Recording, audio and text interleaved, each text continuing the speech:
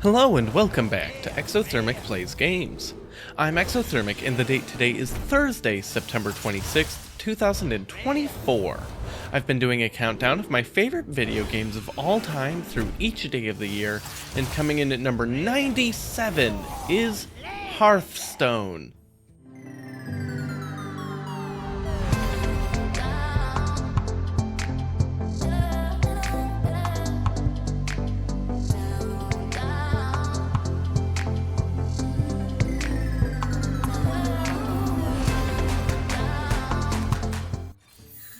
Okay, so Hearthstone is a complicated beast to tackle.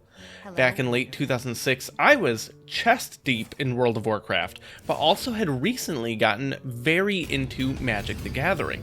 In October, Upper Deck releases the World of Warcraft trading card game, and it was awesome. You chose a named character that you would build your deck around, and each one had their own unique abilities and properties. You also played as that character's class, which at the time there were 9 classes in WoW.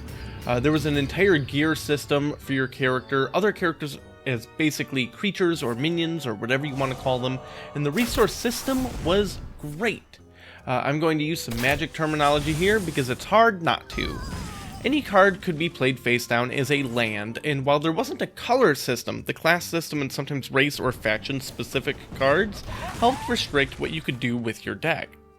But in addition to playing any card face down, eliminating the possibility for drawing too many or too few lands, you could also play quest cards that could only be played as those lands, but had abilities that would trigger when you did a specific thing, giving you additional rewards. The flexibility of just how you approached resources alone was great, and you had reason to do this very differently depending on what character you built the deck around. Keep in mind that in the WoW TCG, you didn't just pick a class. Let's say you wanted to play a mage. Let's say you want to play a fire mage. There might have been, by the time the game was, done being made, there might have been like 6 different options for that. There was a load of things you could do. 1v1 games were definitely fun, but the real draw was raiding, where several characters played cooperatively against a boss deck, and there was even special loot packs with rewards players could earn to upgrade their decks over time. It was awesome! I think it's the greatest TCG ever made, and that's not even getting into the excitement of possibly opening code cards to redeem in-game for WoW, or of course, sell on eBay. Unfortunately, it didn't really take off in my area, and clearly it struggled in some other areas too, because several years later, the game was discontinued, so that Blizzard could make Hearthstone. While I mourned the loss of the WoW TCG, I decided to give Hearthstone a try, and it was so good! Hearthstone at launch was great to play. I still think the WoW TCG had more interesting gameplay overall, but the ease of access to Hearthstone and the digital nature allowing for some more unique card designs made me eventually get over the loss of the physical TCG. That being said, as a person with a lifelong personal and professional interest in physical trading card games, I absolutely hate the idea of spending money on digital card games. Thankfully, the free-to-play on Hearthstone actually isn't that bad. You earn gold from quests and grinding matches in-game, and can spend those to buy packs. There's different rarity cards, and you can disenchant the cards you don't want to craft the ones you do. If you're lucky enough to open golden cards, you can get way more dust from them, though admittedly the golden cards are really cool, so sometimes I do keep those. They're animated versions of the cards, and some of those are awesome animations. High rarity cards do cost a lot of dust though, so be prepared to save up for the legendaries you want. At release, the game had the original 9 classes of WoW. Your deck was 30 cards, and you could have up to 2 of each card in it, except for legendaries, which you could only have 1 of each. The first set had a ton of classic staple spells and characters from the Warcraft franchise, with really simple designs for the most part. People still got really creative, despite this simplicity, but there was a strategy to the game that was undeniable. Each card cost mana, and you gained 1 maximum mana every turn, until you had 10 maximum mana, all of which refreshed at the start of each of your turns. However, if you went second to help offset that disadvantage, you also started the game with the coin in your hand, a spell that gives you 1 mana for a single turn. Card types were basically minions, which have an attack and health and could have different abilities to help differentiate them for unique strategies. Then there's spells, which are one-time effects that might do blanket things or target specific units. Lastly, there was weapons, which not every class had at the start, but it helped make them feel unique. Every class got to lean into different parts of things. For example, Druid might play cards that ramp their mana so that they can play big spells faster. Mages focused a lot on casting regular spells. Paladins made an army of dudes. Every class was different. Unlike in games like Magic, you can do any of your turn actions in any order throughout the turn, meaning your attacks are also one at a time, which can create for some pretty interesting tactics as you adapt to changing board states. Beyond the cards you put in your deck, each hero has a hero power which costs 2 mana and does different things depending on your class. Some are really simple, like Paladin makes a 1/1 minion, while others are more unique, like Rogue gives you a 1/2 weapon. All of them line up well with the strategies and abilities of your class cards, and this was a focus of design for a lot of the early sets. Now, the gameplay shown here was of course recently recorded. It's not as the game originally came out, with loads of changes and new cards in the last 10 years. A while back, they added a classic mode that allowed you to play with just the starting pool of cards as they were originally released. But in the time since I last played, they actually removed that feature, which is very, very disappointing. I played an outrageous amount of Hearthstone in the first couple of years after its release, but generally don't like the direction it's moved in since then. If I was just factoring the first 3-ish years of the game, let's say through Knights of the Frozen Throne, which was released in August of 2017, I wouldn't be talking about this game until December. But as time goes on, the power creep in the game gets increasingly out of hand, and playing the game now feels like it's pretty much one must-answer threat after another for the entire game, and just way out of hand. That can be fun every now and again, but I always thought that one of Hearthstone's greatest strengths was the ways that it made the fight for board control so important. As an easy example, in the original release, one of the best minions you could play was Chillwind Yeti, a 4-mana 4/5 with no other abilities. That card would be absolutely unplayable today, but at the time, it was stat efficient, killed most early to mid-game threats, and lived. In decks like Priest or Paladin, you could even reliably heal or buff it to keep it alive, and it would wind up killing 3 or 4 other minions before going down, being a huge upswing in value. Now, rather than spending most turns thinking about how to get ahead, I have to spend almost every turn of the game thinking, okay, how do I die next turn, and plan to stop that. Which is fun to do sometimes, but not the entirety of the game. In TCGs, I actually very much like playing control and figuring out how to stop myself from dying. Drawing cards and interacting with my opponent is my favorite part of Magic. That's why in Hearthstone, nowadays, I pretty much exclusively play Reno decks. Yes, I know I'm creating the how do I die problem kind of for myself, but again, that shouldn't be every turn of the game after turn 3. Reno is a control archetype named after the character Reno Jackson, a really crazy card. When you play him, if you have no duplicate cards remaining in your deck, you reset your health back to your starting amount. Now, over time, as more cards have come out, there's lots of cards that have this idea, where if you have no duplicate cards, you get some crazy benefit. They're all a lot of fun, and let me play some pretty wild ideas that normally maybe wouldn't be quite so good. This is also one of the reasons I play almost exclusively Wild when I play nowadays, which is a format that pretty much everything is legal in, rather than just being the recent handful of sets. I can play all of the cool things I liked from before, while still getting to explore some of the new stuff if I want to. I think the game was at its absolute best in the Knights of the Frozen Throne era. I feel like there was the best balance of kooky, random fun shenanigans and thoughtful strategic decision making where you could reliably play to your own outs. The very cool thing that set added to the game was hero cards, which literally replace your hero. These are very expensive cards to play and give you some armor when you play them, may do some other effect, and also replace your hero power for the rest of the game. For example, the Frost Lich Jaina card replaces your mage hero with a Lich version of Jaina and makes all of your elemental minions have lifesteal, so they heal you for each point of damage they deal. Additionally, whenever you kill a minion with your hero power, which for mage is 2 mana to deal 1 damage to any target anywhere, which gets around a whole bunch of things, it's great, it's an awesome power, you spawn a water elemental. This lets you completely run away with the game board control wise and keep healing a whole lot to recover from all the damage you took previously. In fact, back when the set was new, I had an insanely high win rate against other control decks because between Reno and Jaina, I had so much health sustain, I could outlive almost anything they did in the late game, winning via exhaustion. While the main goal of the game is to get your opponent's health to 0, there's a very cool thing that happens when you run out of cards to your deck.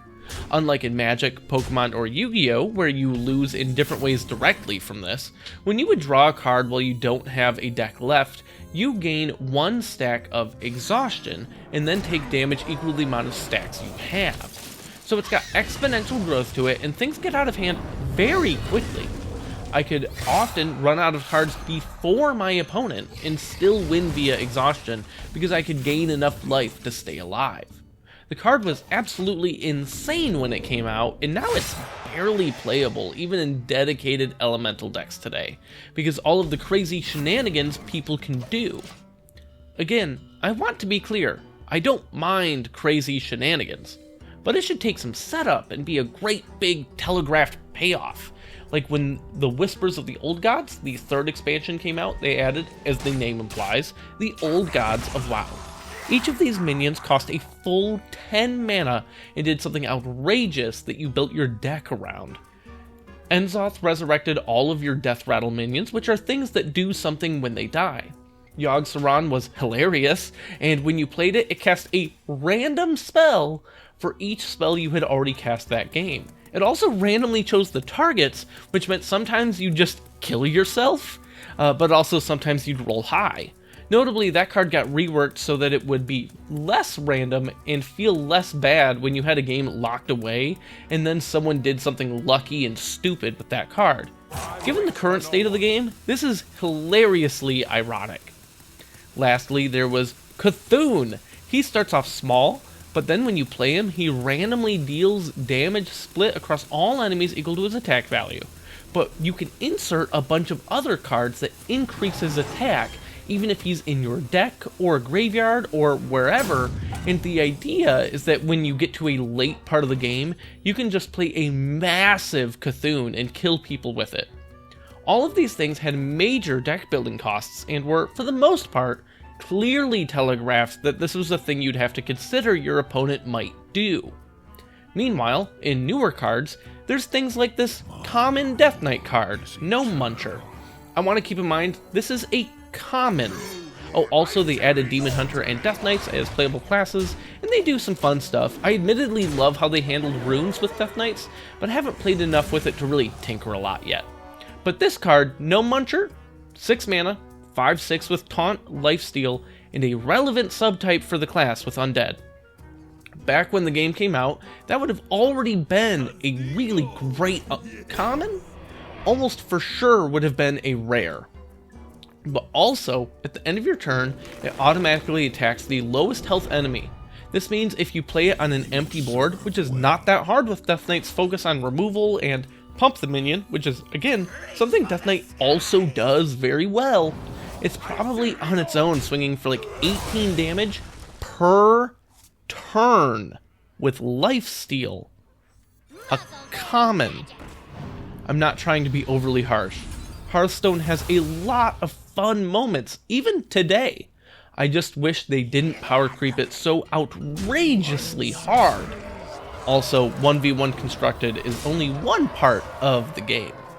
There's a lot of other game modes and things you can do in Hearthstone nowadays. There's drafts where you pick from amongst 3 cards 30 times to craft a deck on the fly, then play against other people that did the same. Granted, this was a thing when the game first launched too, but it keeps evolving as more cards come out. It's a lot of fun. I'm terrible at it, but it's a lot of fun.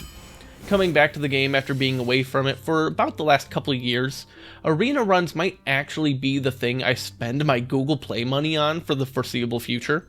It solves a lot of the haymaker problems that I have with Constructed nowadays, but of course there will still be times where someone has the most absolute broken draft imaginable, but that's okay.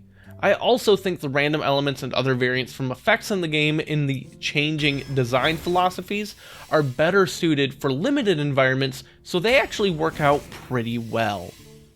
Not long after the game came out, they introduced Tavern Brawls, a new format every week, and you get a free pack for doing it.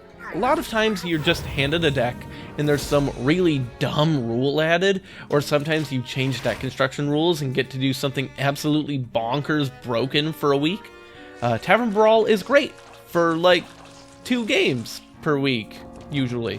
On rare occasion, there's something really cool, but ultimately this doesn't need to take up a bunch of my time. I'm quite happy to have it just be something wacky for like 30 minutes per week.